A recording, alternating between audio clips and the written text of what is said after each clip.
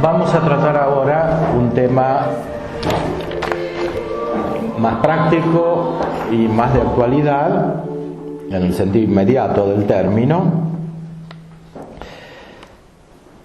Les propongo el adelanto de un trabajo que preparé para la Semana Atomista de Buenos Aires, que será del 9 al 13, o sea, la semana que viene. Este trabajo va a ser expuesto ahí en la UCA el lunes.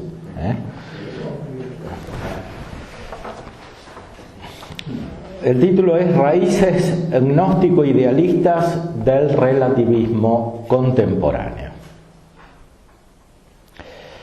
En otra publicación nos hemos ocupado del carácter fuertemente idealista de la teología de Karl Rahner, teólogo de máximo influjo en nuestros días, junto con Hans Urs von Balthasar.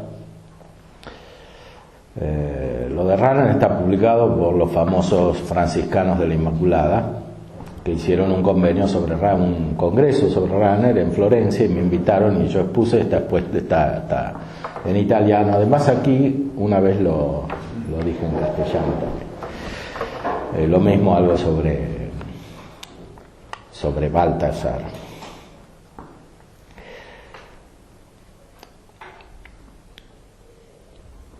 Entonces, Rahner es teólogo de máximo influjo en nuestros días, junto con Hans Urs von Balthasar, en cuya teología diletante no es menos influyente el idealismo filosófico. Él mismo dijo que comparado con Rahner era un teólogo diletante y el otro un teólogo profesional.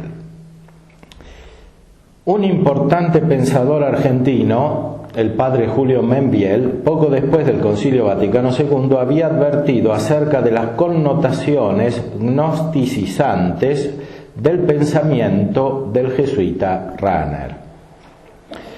Apelaba a la autoridad de Balthasar para detectar el peligro.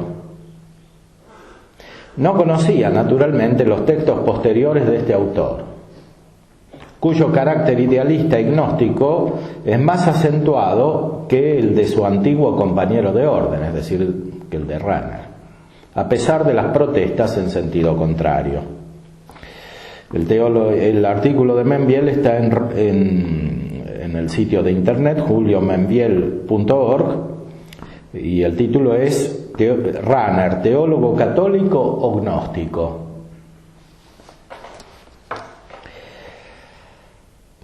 Es interesante notar que ambos autores tuvieron una intensa relación intelectual con el futuro Papa Benedicto XVI. Por su parte, Joseph Ratzinger llama la atención, sin embargo, con gran lucidez y valentía, que le había de costar persistentes ataques hasta nuestros días, acerca de la perversidad del relativismo contemporáneo de raíz gnóstica e idealista. O sea, en eso Ratzinger fue muy claro, ya desde antes de ser prefecto de la Congregación de la Doctrina de la Fe, como veremos, y por eso fue fuertemente atacado hasta ahora. Analizaremos un extraordinario texto en el cual el futuro pontífice, y ya ex pontífice, advierte acerca de los peligros de la masonería en cuanto esencialmente dispositiva para este relativismo y solidaria de la matriz gnóstico-idealista que constituye un elemento determinante de la situación de la cultura occidental contemporánea. Se trata del voto favorable del cardenal Ratzinger, todavía arzobispo de Múnich, en sintonía con el deseo de la Conferencia Episcopal Alemana acerca de la permanencia en el nuevo Código de Derecho Canónico, el publicado en 1983, de la excomunión late sententiae para los pertenecientes a la secta masónica, como tradicionalmente se la denominaba. El cardenal Ratzinger adhiere plenamente a las expresiones del cardenal Franz Josef Sepper, entonces predecesor suyo en la guía de la Congregación de la Doctrina de la Fe, en cuya competencia entran los temas referidos a la masonería en la Iglesia Católica. Últimamente han excomulgado a un francés sacerdote que era masón y lo reconoció, pero no quiso dejar de serlo.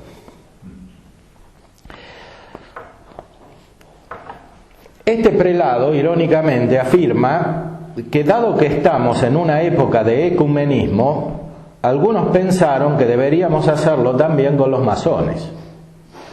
Esto dice el cardenal Sepper cuando interviene en esa votación. La Congregación de la Fe, subraya el mismo cardenal, que era el prefecto, concluyó que no se debía cambiar nada del canon del viejo Código de Derecho Canónico, el canon 2235.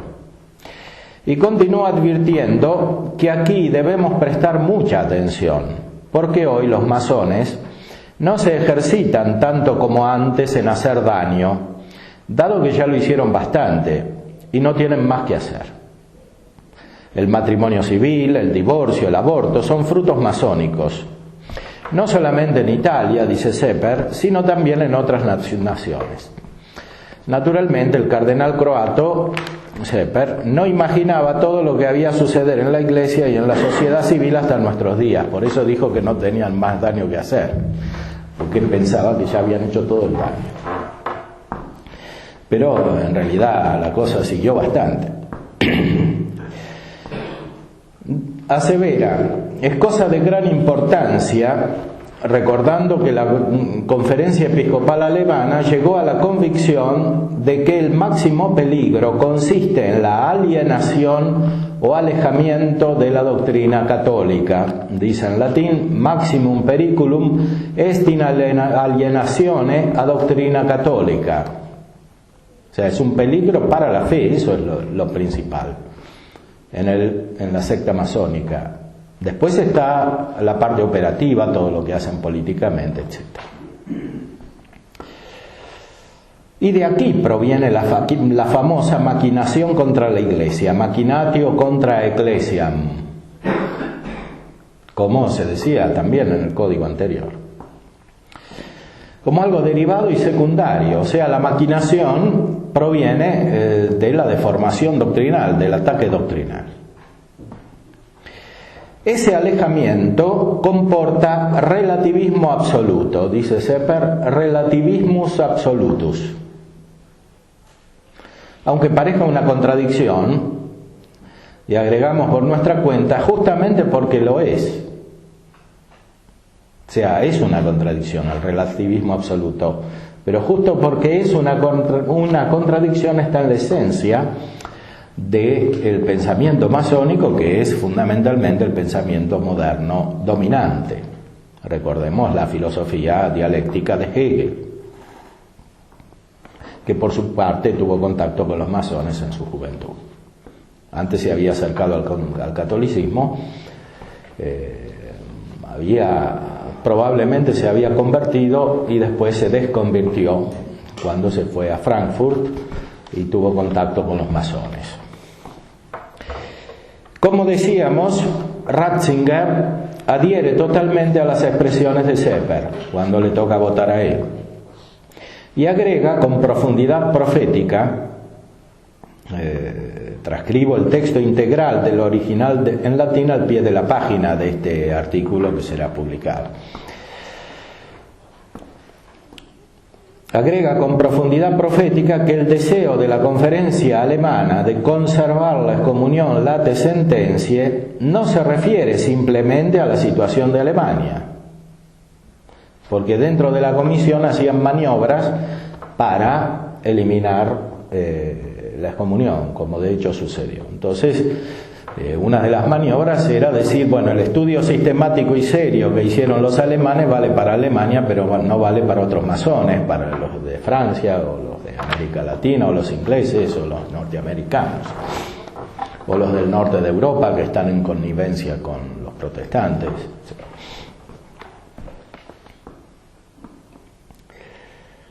Como si en este país, es decir, en Alemania, fuese más peligrosa la masonería que en otras partes. En realidad, dice Ratzinger, son más amigables con la Iglesia en Alemania que, por ejemplo, en Francia. La Logia Nacional Francesa es muy laicista y atea. El voto de la conferencia tiene un peso especial, subraya Ratzinger, porque se realizó una investigación diligentísima y muy seria, basada sobre los contactos y el diálogo oficiales con los masones mismos, y fue apoyado sobre el trabajo de peritos muy calificados en el tema, los cuales manifestaron la estructura general vigente en todos lados, aún con diversidades, o sea, la estructura general de los masones en el mundo. Ratzinger afirma que a la esencia misma de la secta masónica, aunque con diferencias, pertenece al relativismo según un doble significado. A, relativismo entre lo verdadero y lo falso. B, relativismo entre el bien y el mal. Cuando Ratzinger, después Papa Benedicto XVI, habla del relativismo en sus textos magisteriales, como fondo hay que leer esto, la masonería.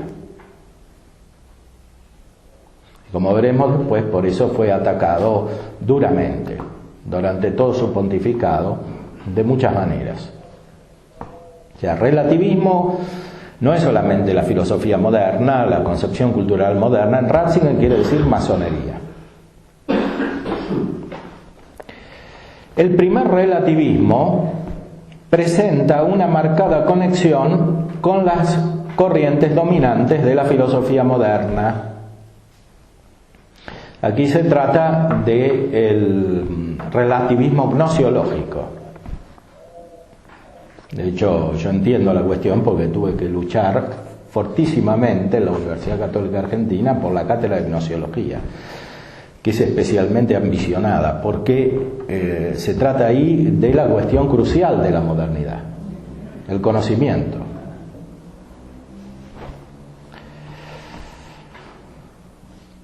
El primer relativismo, entonces, presenta una marcada conexión con las corrientes dominantes de la filosofía moderna en los dos aspectos esenciales que lo constituyen, los cuales corresponden a las filosofías de Kant y Hegel respectivamente, conservando su orden de derivación histórica. Hegel deriva de Kant, aunque refuta Kant dialécticamente.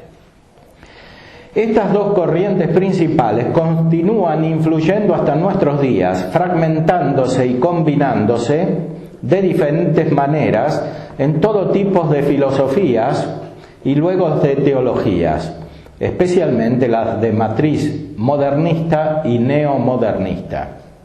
Es decir, el fondo, el núcleo de la modernidad es Kant y Hegel. La posmodernidad deriva de esta modernidad, dialécticamente. Ya la disolución de la modernidad está implícita en la modernidad. Podríamos decir sintéticamente que en el fondo popular de la cultura contemporánea sigue dominando Kant. La cultura contemporánea, por más que sea posmoderna, es iluminista en su aspecto superficial. La gente es iluminista. El iluminismo, que en el siglo XVIII era una cuestión de élite, ahora es popular. Y el fondo de este iluminismo está representado principalmente por la formulación kantiana, es decir, la negación de la metafísica como capacidad de conocer la esencia y sobre todo lo que está más allá de la materia, de conocer las causas, de conocer a Dios. Y formalismo moral que excluye el conocimiento de la esencia del hombre y por tanto de la correspondencia de las operaciones humanas con esta esencia. El imperativo categórico, que está en la base de toda la legislación contemporánea, que se ha transferido de modo directo al orden jurídico.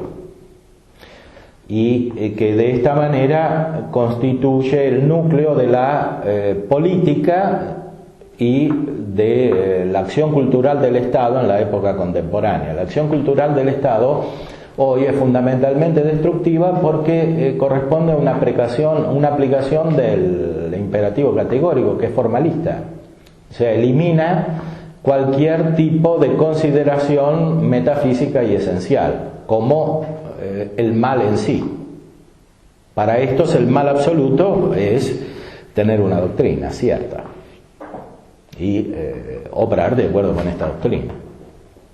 Y el bien es relativo, o sea, considerar la vida humana, las operaciones, el orden político, etcétera, como esencialmente mutable y relativo. Ahora, el iluminismo moderno contemporáneo, ¿en qué consistiría? Bueno, el iluminismo es fundamentalmente superficialidad. O sea, es pensar que el hombre puede dominar todo con su razón, con las luces de su razón. Le Lumière, la manzana de las luces, todo eso, es la enciclopedia. O sea, reducir la vida a lo dominable, a lo empírico. Ahora, Kant es más iluminista que los autores posteriores, que el mismo Hegel, que desprecia el iluminismo como superficial. Ahora, Kant tiene otra componente que es contraria al iluminismo, que es más bien una laicización de la cultura católica. La otra componente es la oscuridad protestante, el fideísmo irracionalista. Para Kant el hombre está dividido en estos dos aspectos, pero el aspecto iluminista debe prevalecer sobre el otro. O sea, la razón debe regular la vida humana reducida a meros apetitos. O sea, la subjetividad para Kant, lo que constituye al individuo es algo en el fondo malo. Según él, en la religión dentro de los límites de la mera razón, el hombre es malo por naturaleza. Que el hombre es malo por naturaleza significa simplemente que tiene un cuerpo y que cada uno es subjetivo porque tiene un cuerpo, y que los deseos que surgen de la corporeidad son contrarios a la razón, que es universal, y que para ser universal debe ser formalista, porque si no es formalista recae en el subjetivismo, y la vida universal, que es la vida política, es imposible. Si cada uno piensa que es cierto lo que él concibe, la vida humana se vuelve caótica, porque cada uno piensa de manera diferente según sus propias tendencias. O sea, el deseo de la felicidad es un deseo malo para Kant. Es un deseo malo porque es subjetivista, es personalista. Y la persona en Kant es simplemente el individuo radicado en la materialidad. La razón es universal y a priori, y es lo único que une a los hombres, pero para unirlos debe eliminar lo subjetivo, y eso significa eliminar toda pretensión de conocimiento cierto. Por lo tanto, la vida debe regularse prácticamente según reglas formales, y la regla de las reglas es el imperativo categórico. Esto se transporta al orden especulativo. La crítica de la razón pura es una reformulación del conocimiento a partir de esta base, de la necesidad política de la convivencia entre los hombres, que él formula en su obra La paz perpetua. Para que haya paz perpetua hay que eliminar la fuente de los conflictos. La fuente de los conflictos es la metafísica, incluyendo en la metafísica la religión, todas las religiones. Bueno, esto por supuesto en el siglo XVIII está formulado también de otras maneras.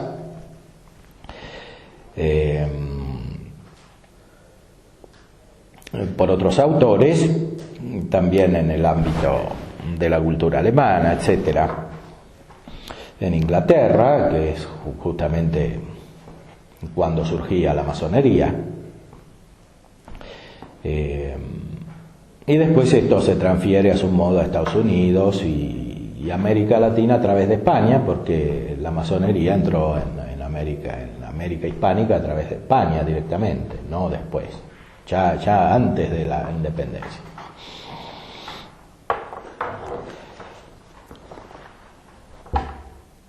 Estaba presente en España. Y esto se fue gestando anteriormente con la expulsión de los jesuitas, etcétera. Hay una fortísima componente política en estos procesos, que interactúa con la filosófica.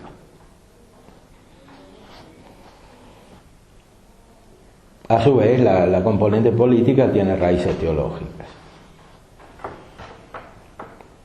Pero retornemos al texto.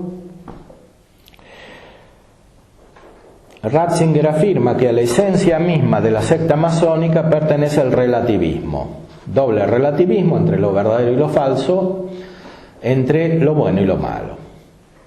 El segundo deriva del primero, que es el más importante y el que ataca directamente a la Iglesia Católica.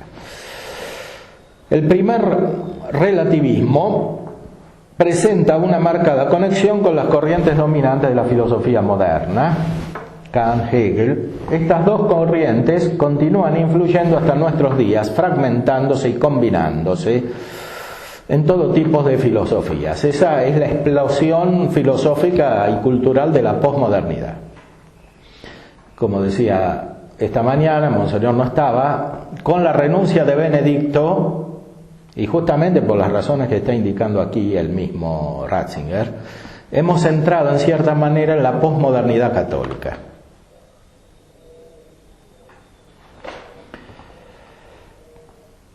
Estas dos corrientes se combinan. Efectivamente, según Ratzinger, los masones piensan que la verdad es inaccesible al hombre, cita de Ratzinger, y que así, en sentido dialéctico, todas las afirmaciones parecen ser mutuamente complementarias. Según ellos, nada puede ser definido simplemente como verdadero.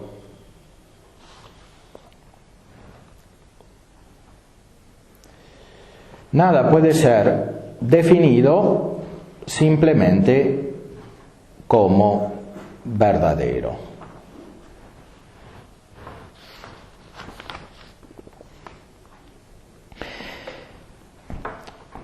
Omnes afirmaciones sensu dialectico ad se invicem complementarias es evidentur, nil simpliciter ut verum defendi potest secundum eos. Así, con mucha precisión, describe Ratzinger el aspecto más importante de la ideología masónica. ¿Puedes traducir varios con Sí, es lo que estaba aquí en el texto. La verdad es inaccesible al hombre, y así, en sentido dialéctico, todas las afirmaciones parecen ser mutuamente complementarias. Según ellos, nada puede ser definido simplemente como verdadero. Por eso decía esta mañana que para desentrañar la maraña cultural en la que nos encontramos no es suficiente conocer la verdadera filosofía y teología, es necesario conocer la filosofía moderna, y especialmente las teorías del conocimiento, porque es a este nivel donde se enganchan todos los elementos constitutivos de la modernidad y de la posmodernidad en la cual nos encontramos.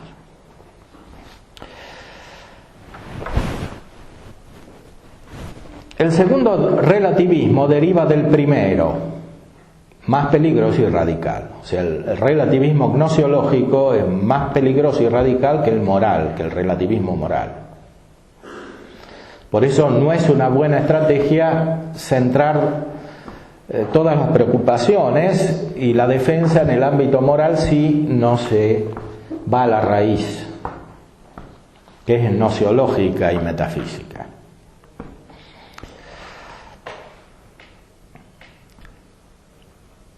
Se trata en este caso, el segundo relativismo, del relativismo entre bien y mal. Ahora, ¿qué quiere decir aquí mal? Dice Ratzinger, mal en el significado del poeta Goethe.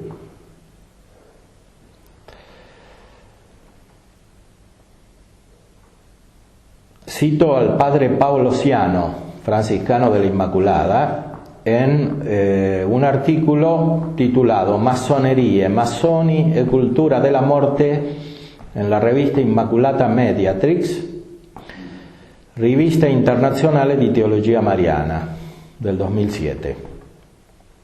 Dice así Ciano: respecto del Mefistófeles goetiano, el entonces cardenal Ratzinger escribía en un libro, el libro se llama Fede, Verità, Tolerancia.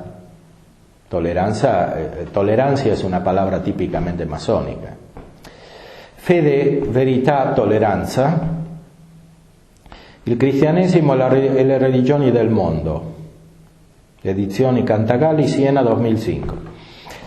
Dice así Ratzinger, citado por Ciano: el mal no es para nada, como pensaba Goethe, como pensaba Hegel, y Goethe quiere mostrarnos en el Fausto, una parte del todo del cual necesitamos, sino la destrucción del ser. No se lo puede representar como hace el Mefistófeles en el Fausto con las palabras: yo soy una parte de la fuerza que perennemente quiere el mal y perennemente crea el bien. El bien necesitaría el mal, y el mal no sería para nada solamente mal, sino justamente una parte necesaria de la dialéctica del mundo. En el fondo del relativismo moral entre bien y mal está que el mal es necesario. Hay una justificación del mal, porque es parte de la totalidad. Como todas las afirmaciones en el orden del conocimiento son complementarias entre sí, aunque sean contradictorias. Por eso no hay nada absolutamente verdadero y nada absolutamente falso.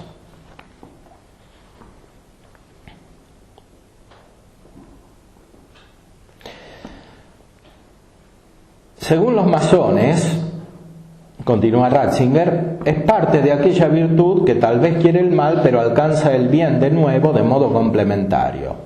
Dice literalmente Ratzinger, el bien y el mal se relacionan entre sí de modo relativo. Bonum et malum relative inter se aventur. El peligro más grande de este relativismo masónico es que se combina muy fácil y consonantemente con la mentalidad actual, y es presupuesto como algo cierto e indudable en la conciencia occidental. O sea, está absolutamente asumido por la cultura general que el relativismo es necesario y es bueno.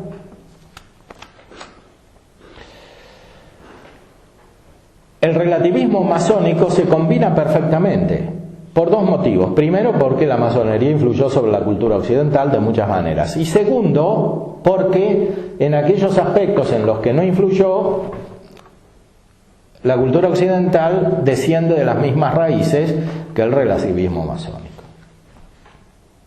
Repito, esto es una esquematización, porque no existe la cultura occidental como tal, existe la convivencia de muchas culturas, ¿no? Entre las cuales está la nuestra.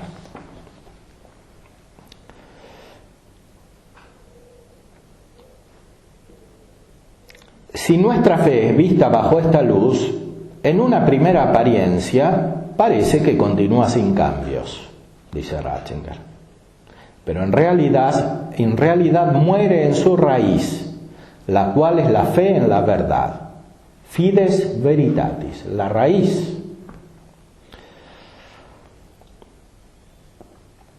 de nuestra fe es ser fe en la verdad. Entonces, si se ataca a la verdad, muere la fe. Entonces, pareciera que, adaptándonos a la cultura occidental moderna, que se combina con la masónica, la fe permanece, y por tanto la iglesia, la religión, el culto, la Eucaristía, pero en realidad muere en su raíz, dice Ratzinger. Está muerta. Lo que aparece es la cáscara, que es lo que dice Hegel en la fenomenología del espíritu. O sea, ¿qué es la fenomenología del espíritu? Son una especie de ejercicios ignacianos para transformar la mentalidad. O sea, uno vive en la superficialidad, dice Hegel, que es el iluminismo vulgar, según el cual cree que hay cosas verdaderas, falsas, que está el bien, que está el mal. Hace juicios, hasta que se le transforma la mente, se le confunde todo y se da cuenta de que lo que antes pensaba como verdadero en realidad es falso, y que lo falso es verdadero, y que lo bueno es malo y lo malo es bueno, y que todo es engaño. Eso dice en la fenomenología. Y solo ahí se accede al camino que conduce al saber absoluto. Y que todo es engaño significa todo es apariencia o fenómeno. De ahí el título, Fenomenología del Espíritu. Ahora, hacer eso es una experiencia. Por eso el subtítulo de la Fenomenología del Espíritu es La ciencia de la experiencia de la conciencia. De la fenomenología es un camino experimental. Hay que hacer la experiencia de cambiar. Y cambiar quiere decir que todo lo que aparece configurado culturalmente en las distintas épocas es solo apariencia, justamente, de algo que está en el fondo. Y lo que está en el fondo es lo absoluto. Pero lo absoluto es relativo, porque en el fondo está la idea absoluta, y la idea absoluta es dialéctica. Es la negación. Lo negativo es el motor de la dialéctica, dice Hegel. Pero la negación es la negación de la afirmación. Y en el fondo es la negación del ser y es la negación de Dios. Entonces,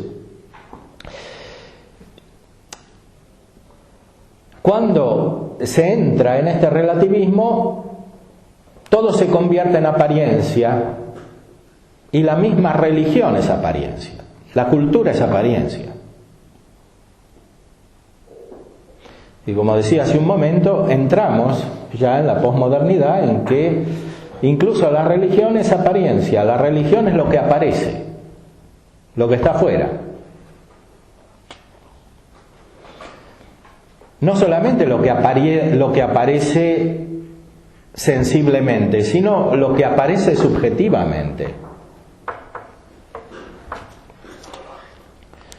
Lo que aparece subjetivamente es el ser mismo, es la realidad misma.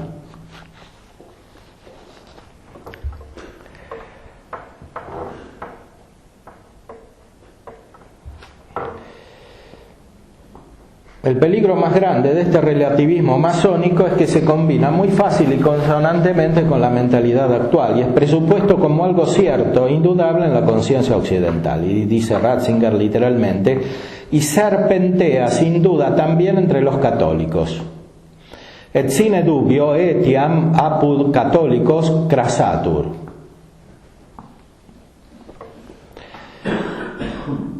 Si nuestra fe es vista bajo esta luz, en una primera apariencia parece que continúa sin cambios, pero en realidad muere en su raíz, la cual es la fe de la verdad, fides veritatis, porque solamente así todo es mutable, porque se puede nombrar de la misma manera como verdadero o como falso. Ratzinger cita a Tertuliano, según el cual la fe cambia desde lo que es la verdad a pura costumbre. O sea, en el relativismo la fe, en vez de ser fe en la verdad, es costumbre, es modo de obrar, es praxis. Monseñor hablará del americanismo. El americanismo es praxis, es la primacía de la praxis. Acción externa. Y consiguientemente naturalismo. No hay lugar para lo sobrenatural, porque lo sobrenatural es realidad divina y la realidad de Dios es inmaterial, no se ve. Y la acción de Dios es inmaterial.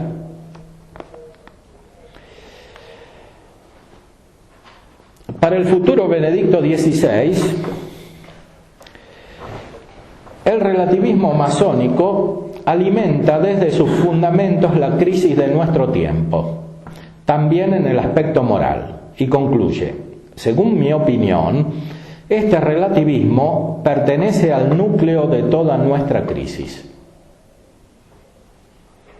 Ratzinger, esto es de 1983, es muy realista, hay una crisis y es profunda, es de toda la cultura occidental. Secundum meam sententiam hic relativismus ab nucleum totius nostre criseos pertinet. El joven cardenal afirmaba, cito literalmente: en esta consonancia entre los principios masónicos y los elementos de la conciencia moderna que intentan destruir la fe, yo entreveo el peligro extraordinario de la secta masónica, que se asocia con otros peligros. In ac consonantia inter principia masonica et elementa ea conscientiae moderne quae fidem destruere conantur, ego video periculum illud extraordinarium secte masonicae quae eam incomparabile facit cum malis periculis. Es incomparable el peligro de la masonería con otros peligros, dice Ratzinger, representando a todos los obispos alemanes de esa época. Y hace necesario el canon especial referido a la masonería en el nuevo Código de Derecho Canónico, o al menos definir en él a los masones como peligrosos. O sea, Ratzinger quería que los nombre. Ratzinger no cae en el engaño de equiparar el peligro del comunismo al de la masonería. O sea, como les decía, en esa comisión pareciera que han hecho una maniobra, y la maniobra consistía en decir, bueno, los masones son peligrosos, pero los comunistas son peligrosos. Entonces, si tenemos que nombrar a los masones, también deberíamos nombrar a los comunistas. Pero si hay que nombrar a todos los peligros, mejor no nombrar ninguno. Y de hecho no nombraban a ninguno. Sí, claro, sí, después me refiero, sí.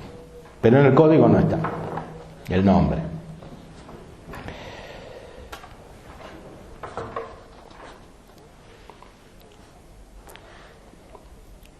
En realidad el peligro de la masonería es mucho más grave que el del comunismo. De hecho, el comunismo pasó, fundamentalmente. Y la masonería no pasó, más aún parece que florece. Este peligro es mucho más grave. Por eso no se presta al juego de discutir acerca de la eventual inclusión del comunismo en el código, para después terminar por no nombrar ni el peligro comunista ni el masónico, como de hecho sucedió. Es algo semejante a la operación realizada actualmente a través de los medios de comunicación, por los cuales se intenta hacer creer que los graves males de la Iglesia contemporánea son la corrupción de la curia romana, el gobierno del IOR o Banco del Vaticano, los pedófilos, la lobby homosexual, la carrera eclesiástica, etc. Cuando el verdadero peligro es la gravísima crisis doctrinal y por consiguiente espiritual, dependiente fundamentalmente de los defectos estructurales de la filosofía, la teología y la educación, sobre todo universitaria en el ámbito de la Iglesia, que influyen profundamente sobre la debilidad de los pastores, incluyendo papa, obispos y sacerdotes. Entonces, el peligro está ahí. Esto no lo dice Ratzinger, lo digo yo, después de Ratzinger. Y es muy interesante notar la analogía entre la operación en ese momento respecto de la inclusión de los masones en el código y de lo que hacen ahora. Porque los métodos de la masonería son siempre los mismos. Yo lo experimenté en dos continentes, en Europa y en América. Trabajé durante 30 años en las universidades y hacen siempre lo mismo. Después de un tiempo uno ya tiene práctica.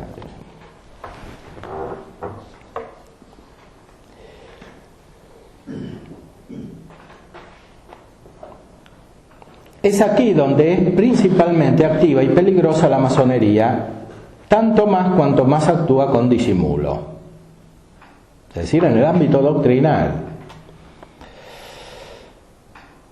Porque ahí se ataca la esencia del orden sagrado, como decíamos hoy. El carácter está en la inteligencia, donde está la fe. Y es disposición instrumental que se refiere en primer lugar a la fe. Y por eso la masonería, atacando la capacidad humana de conocer la verdad, ataca en primer lugar el sacerdocio y debilita a los pastores.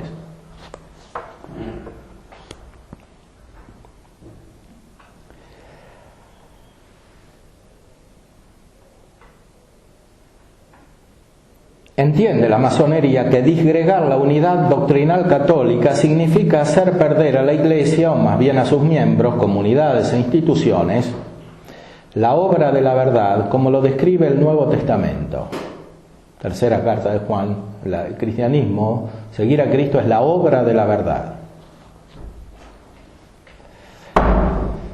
La secta masónica obra directamente, actúa por medio de la simulación, la ambigüedad, la calumnia y la siembra de cizaña divisiva de los buenos.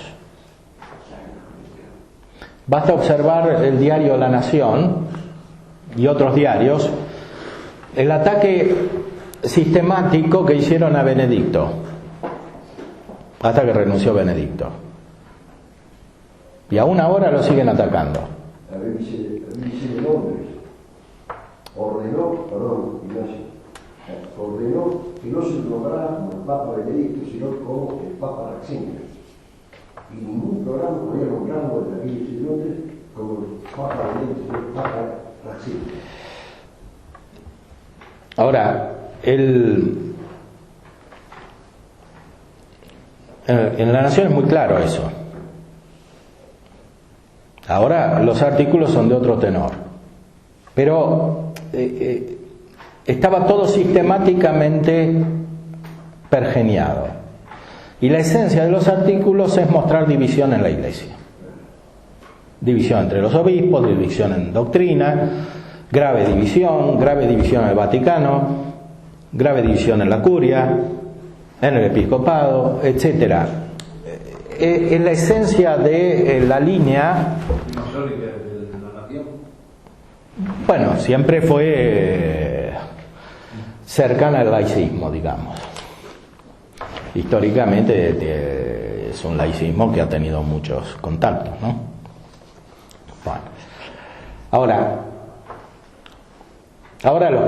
La Nación es una mezcla, porque también hay católicos que dirigen, católicos un poco liberales, que cuando se trata de hacer algún artículo sobre el aborto hablan bien, hacen buenos editoriales, y después al mismo tiempo en los artículos cotidianos la ideología es opuesta.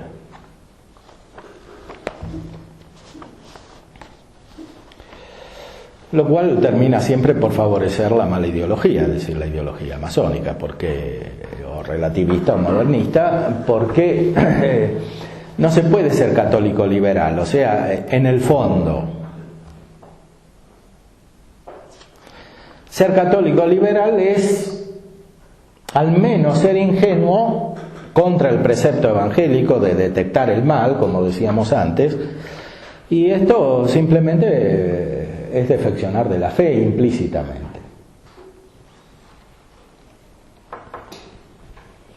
Porque la fe es incompatible con el error y con la mentira.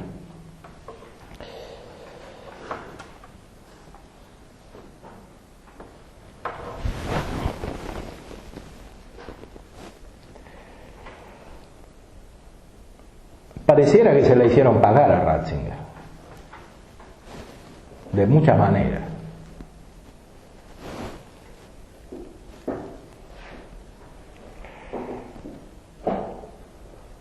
Pero aparte de esto, Hay otros signos de estas operaciones masónicas en las instituciones católicas, aparece a través de la calumnia, la mentira,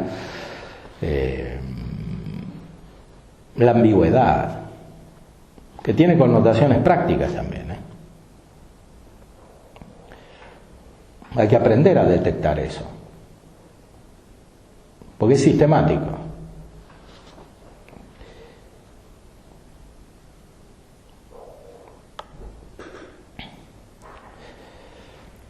Usted hablaba de cómo se ha infiltrado, por ejemplo, la palabra taller que se usa mucho en nosotros.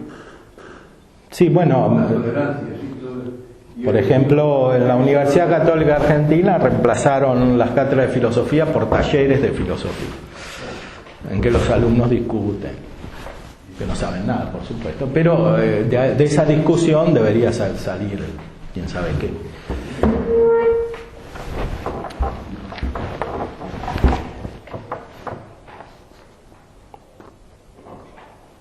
Sí, taller tiene que ver con trabajo, porque los masones son trabajadores.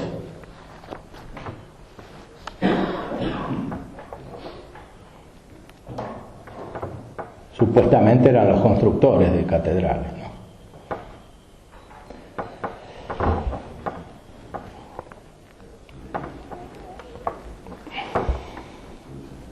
Pero otro aspecto según el cual obra la masonería es la multiplicación de las reglas, porque la multiplicación de las reglas requiere reglas de reglas, y las reglas de reglas llevan a lo que decíamos en Kant, el imperativo categórico, o sea que el fondo de todo es el formalismo, y el formalismo es incompatible con la verdad. Eso se nota en todos los ámbitos, empezando por el jurídico, pero también en el ámbito educativo. En las instituciones católicas se cae fácilmente en esa trampa, por la ambición de adecuarse a los criterios dominantes y modernos y actuales. Se cae fácilmente en la multiplicación de reglas formales que anulan toda vida intelectual y consiguientemente toda vida de fe. No se puede subsistir en ese formalismo, es imposible, ahoga todo. Subsisten los que se adecuan a esas reglas, son funcionales a las reglas y trepan gracias a las reglas, utilizadas de una manera ambigua. Porque, como sucede en el derecho general, cuando las leyes se multiplican indefinidamente, son imposibles de cumplir porque empiezan a ser incluso contradictorias, es necesario interpretarlas de una manera que no corresponde a la ley, a lo que dice la regla. Y así se crea una duplicidad que es muy frecuente en las instituciones católicas. O sea, hay un derecho escrito y un derecho consuetudinario que es el que vale. Y a través de ese derecho consuetudinario se gobierna. Y se controla y se toma el poder. Esto está científicamente organizado. Lo que pasa es que para desentrañarlo hay que conocer muy bien la filosofía moderna.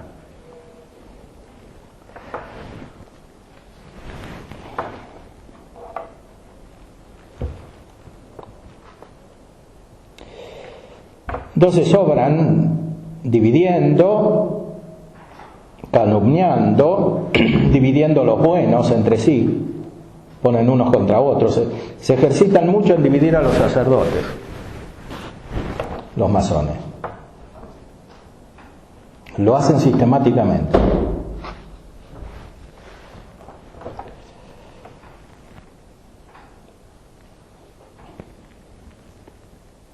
Todas estas obras son el sello del padre de la mentira. También multiplican las reglas en todo ámbito. Obran también indirectamente a través de dóciles e inconscientes testaferros, mercenarios. O sea, en todas las instituciones hay mercenarios. Obran por la paga, que no solo es monetaria, es en términos de fama, de prestigio, de poder, de falsa amistad, de pertenencia a un club selecto.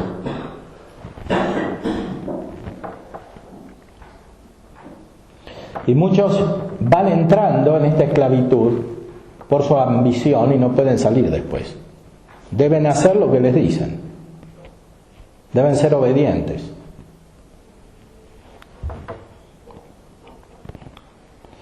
Estos, por supuesto, habrán de responder y pagar caro precio por su ignorancia afectada. No quieren saber qué está detrás de eso. Pero lo más importante, por su alcance universal, es la acción cultural.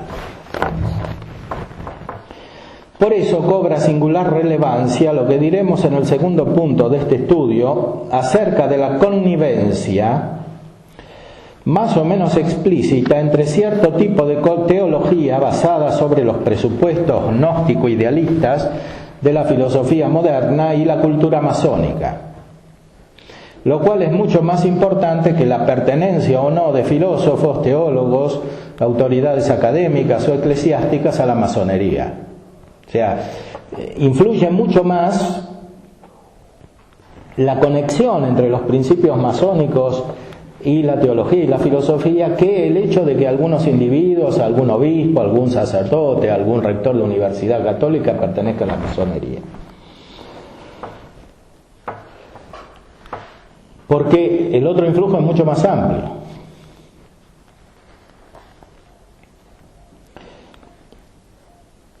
Sobre el aspecto espiritual de la filosofía moderna dominante, remito a un estudio mío publicado este año en la Revista Católica de Francia, Contribución a un análisis filosófico espiritual de la modernité. Bueno, ahí expongo el significado espiritual de la filosofía moderna, que se combina con la praxis masónica y con la teología contemporánea, influida por el idealismo. El segundo punto, tratado por el cardenal Ratzinger, es de fundamental importancia. Se trata de una breve esquematización del sistema doctrinal de fondo de la secta masónica, que no puede resolverse sino en la referencia a sus aspectos pseudomísticos y por lo tanto gnósticos o neognósticos. El cardenal Ratzinger toca brevísimamente los puntos centrales que deben considerarse para analizar la esencia del peligro masónico. El sistema de los símbolos masónicos, afirma, es profundamente contrario a los sacramentos de la Iglesia. En efecto, atravesando la muerte simbólica, de algún modo los imita. O sea, los ritos masónicos son imitación de los sacramentos.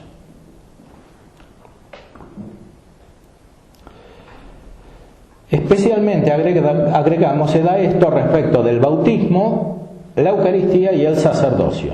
O sea, en la masonería es una imitación de estos tres sacramentos: del bautismo, iniciación, de la Eucaristía en todo el culto y del sacerdocio en el aspecto jerárquico subordinacionista que dijimos anteriormente. O sea, en la masonería es esencial la jerarquía. Pero es esa jerarquía meramente humana, en la cual desapareció lo divino y por lo tanto la imagen de la Trinidad. Y ese aspecto es especialmente peligroso para el sacerdocio y para las instituciones católicas y para la organización católica de la Iglesia.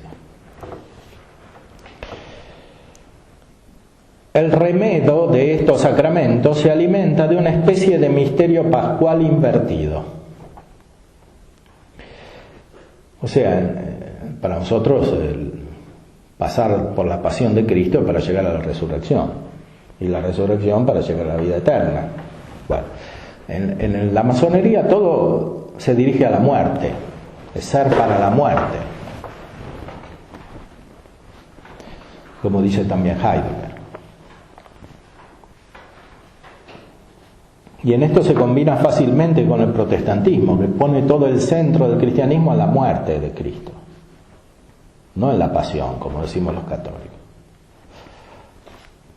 Cristo nos salva como hombre que está vivo y sufre con caridad por nosotros para resucitar.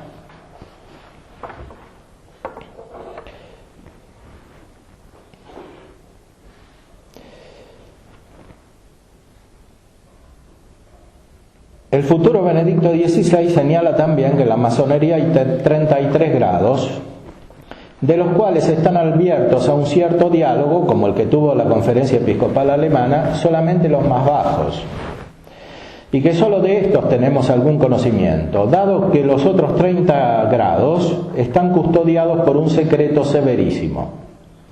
No sabemos qué se contiene en estos grados superiores. Pero lo que se conoció en los primeros 3 grados es absolutamente incompatible con la fe, ya en los primeros 3 grados, es absolutamente incompatible con la fe y los sacramentos de la Iglesia. Penitus incompatibilia con fide et sacramenta.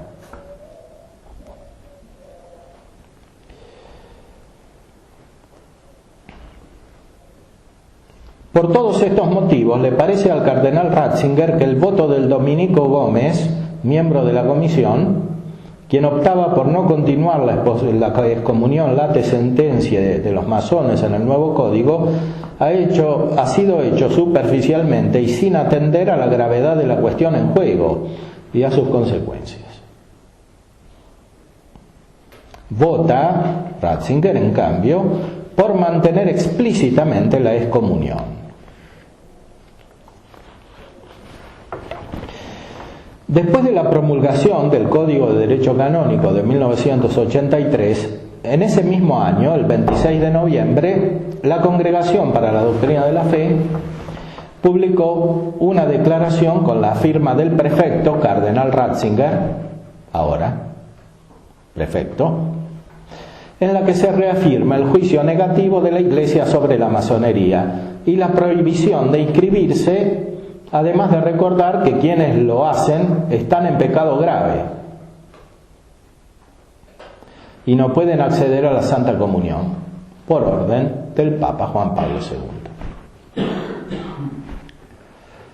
Estaba bien pensado eso de poner en el mismo plano la masonería y los comunistas, especialmente ante un Papa que venía de un país comunista y que estaba especialmente sensibilizado por el tema.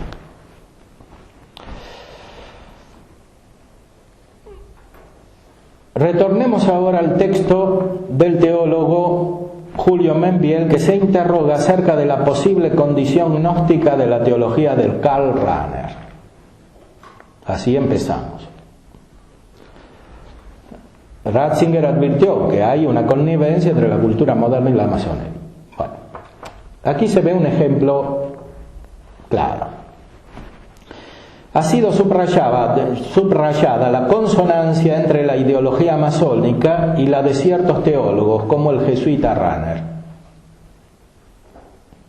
Recordemos, entre paréntesis, que parecen existir en todas las grandes órdenes religiosas quienes, al menos objetivamente, tal vez por liviandad, como dice Ratzinger,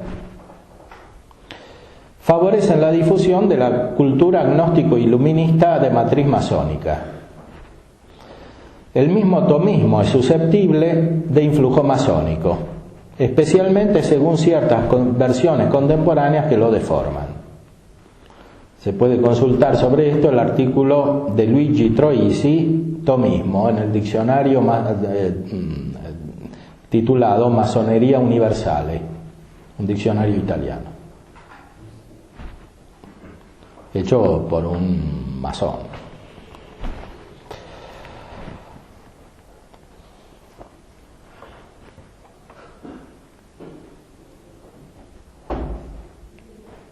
Entonces, se subrayó la consonancia entre la ideología masónica y la del jesuita Rahner. Esto se puede encontrar en un estudio que citaré.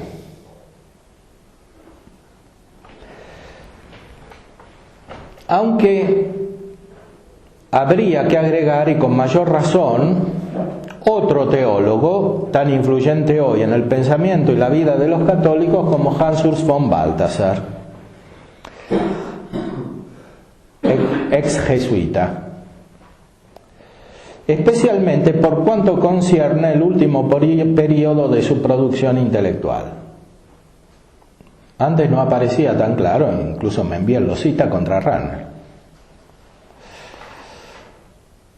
Falta todavía un estudio científico como el emprendido por el padre Ciano respecto de Rahner y la masonería. Y así lo consideran todavía hoy. Membiel todavía consideraba a Balthasar como defensor de la ortodoxia frente a Rahner, y así lo consideran todavía hoy muchos.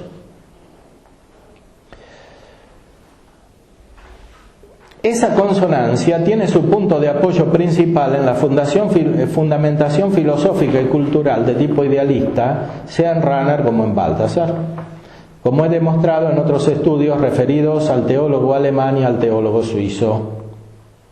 El de Rahner se llama Hegel y Heidegger, prodromi filosofici del pensiero teologico di Karl Rahner. En ese convenio que hicieron los franciscanos de la Inmaculada en Firenze. Y el otro se llama Inferno vuoto, infierno vacío, un confronto con la infernología de Hans Urs von Balthasar, una confrontación con la infernología de Hans Urs von Balthasar. Pues ahí estos, en Firenze también, en Florencia, me pidieron que hable sobre Balthasar, porque el tema era el infierno. Y yo hablé sobre el infierno en Balthasar, que es un tema difícil. Está publicado ahí.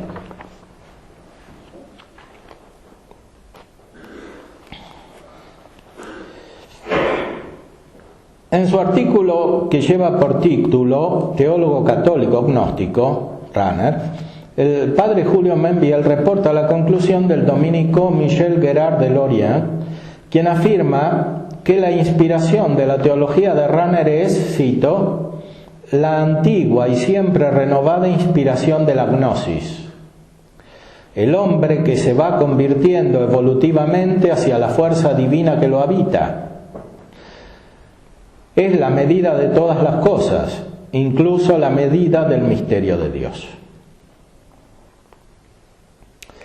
En este sentido, expresa el teólogo argentino Luis María Rodrigo Ebert, en la conclusión de su espléndida tesis de doctorado sobre Rahner, en realidad Rahner abajó la gracia al orden de la naturaleza, declarando el carácter sobrenatural de la aspiración humana por la beatitud. Con esto, él creyó poder convencer al hombre contemporáneo que aún sin saberlo temáticamente, él tiene una existencia cristiana. El misterio de Dios no provendría así del más allá del hombre, sino de su propia interioridad ya divinizada.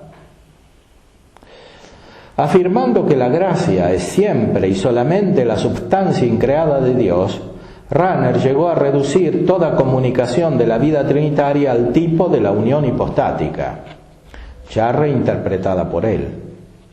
El hombre sería por esencia un oyente del verbo revelándose en la esencia humana que va de la nada, por creación, hacia la asunción. Esto está en la conclusión del padre Rodrigo Ebert, que está ahora en la Congregación para la Doctrina de la Fe, desde la época del cardenal Ratzinger.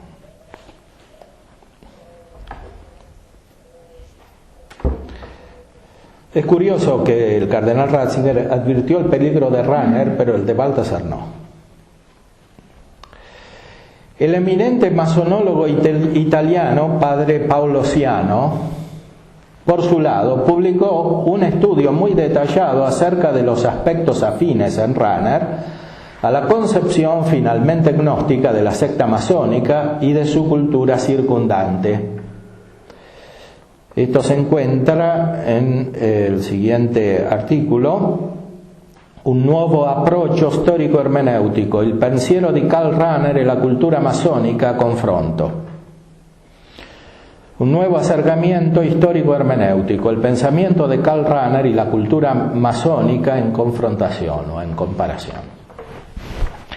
En el volumen publicado a raíz de ese congreso sobre Rahner de Firenze. Que ahí explícitamente Ciano, que es doctor en historia por la Universidad Gregoriana, estudió todo muy científicamente, tiene varios libros sobre la masonería. Es muy serio, no dice nada, y además es muy actualizado, estudia todos los sitios de internet de la masonería. No dice nada que no esté fundamentado.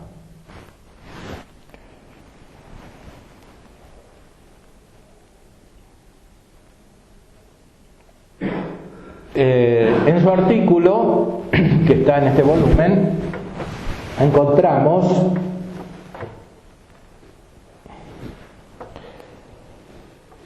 un estudio muy detallado de los aspectos afines en Rahner a la concepción finalmente gnóstica de la secta masónica y de su cultura circundante. Encontramos algunos puntos dignos de mención. Primero, en la Enciclopedia Teológica Sacramentum Mundi, dirigida por Rahner, el artículo referido a la masonería fue encargado a un futuro masón de la Grande Loge Nationale Française, Alec Melor, quien sostiene la tesis de la perfecta compatibilidad entre la masonería y la Iglesia Católica. Eso está en la enciclopedia de Rahner y el Sacramentum Mundi. Este hizo el artículo y al año siguiente entró oficialmente en la logia. Además en esta, que es la más laicista.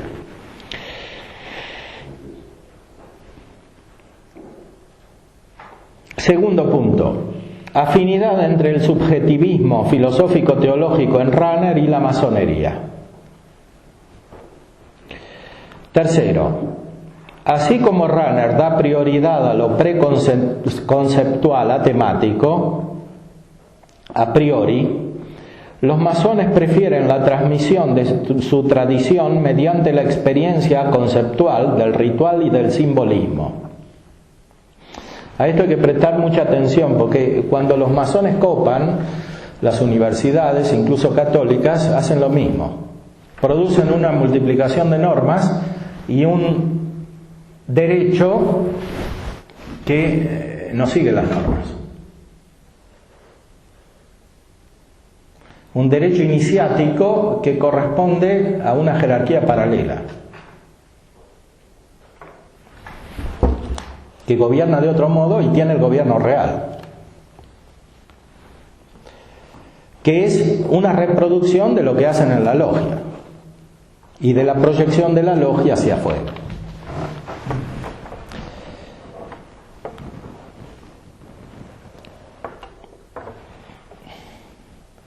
Cuarto punto. La exaltación rahneriana de la muerte encuentra una interesante analogía en la cultura masónica. Quinto, influjo en Rahner de la lógica de la contradicción que no es solamente hegeliana, sino propia de la cábala hebrea, de la alquimia esotérica, el hermetismo egipcio y de la gnosis esotérica, y también de la praxis de la masonería. Sexto, analogía entre la teología trinitaria cuasi modalista de Rahner y el pensamiento masónico. Séptimo, consonancia en el juicio moral acerca de la homosexualidad. Octavo, amigos de Rahner cercanos a la masonería. Por eso el autor concluye: su pensamiento filosófico y teológico comparte mucho con la mentalidad masónica, la cual es agnóstico racionalista hacia los dogmas católicos e inmanentista hacia lo divino. Finalmente, su filosofía y su teología son propedéuticas y cercanas al pensar y al sentir masónicos. Ciano dice que probablemente Rahner no era masón, pero sí masónico, que en el fondo es más importante, porque lo más importante es el influjo cultural. Ahora, si los masones le acercaron amigos, no se puede saber, incluyendo la amiga que tenía, que era muy rara.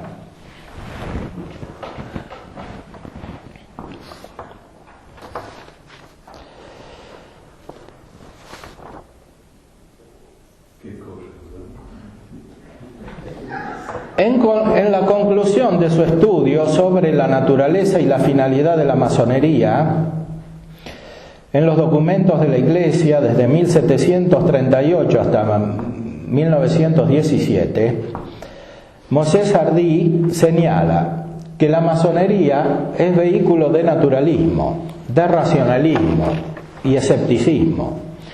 Y estos conceptos llevan inevitablemente al indiferentismo religioso.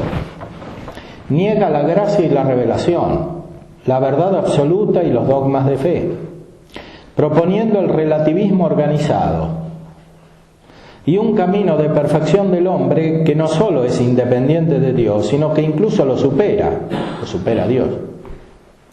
La masonería finalmente induce a la práctica del laicismo, es decir, mira a una laicización de la sociedad que la vuelva independiente de Jesucristo y de su Iglesia, privándola así de los beneficios de la redención. Esto está publicado en las actas de un congreso que se hizo hace poco tiempo, creo 2008, en la Facoltà Teologica da San Bonaventura Seraficum de Roma. Está la revista. 2008. Es evidente la consonancia, para usar la palabra de Ratzinger, entre la naturaleza de ciertos tipos de teología influidas por el idealismo de la filosofía moderna y esta visión. Por eso es oportuna la referencia que el mismo autor, Hardy, en ese volumen, hace a las palabras de San Pío X en el motu proprio Doctoris Angelici. Deben ser santamente e inviolablemente conservados los principios de la filosofía establecidos por el Akinate, con los cuales se obtiene tal ciencia de las cosas creadas que concuerda en modo admirable con la fe.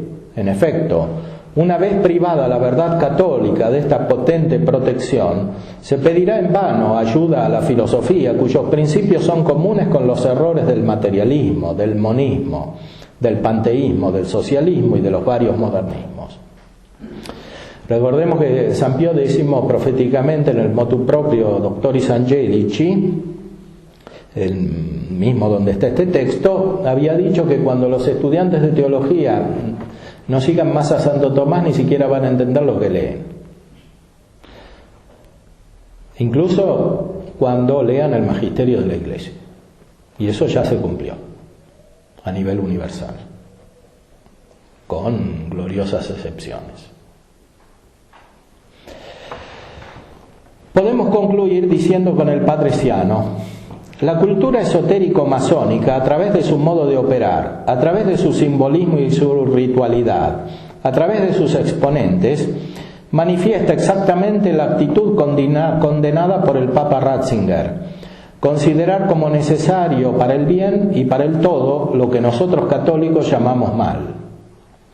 La cultura esotérico-masónica impulsa al hombre a acoger perennemente la seducción de Lucifer, el cual no da sino dolor e infelicidad. La cultura y la ética de la muerte, aborto, anticoncepción, homosexualidad militante, pornografía, encuentran justificación ideológica en el terreno del gnosticismo antiguo y moderno, que rechaza al Dios de la creación, al Dios de los dogmas.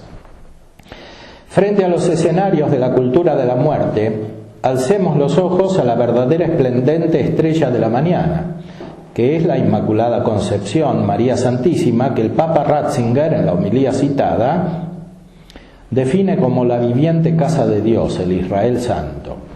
Ella nos librará siempre de la siniestra unión, concluyo, entre la mística de la muerte y el racionalismo legalista, hipócrita y farisaico y sin caridad que caracteriza la cultura que nos rodea. Y los dejo por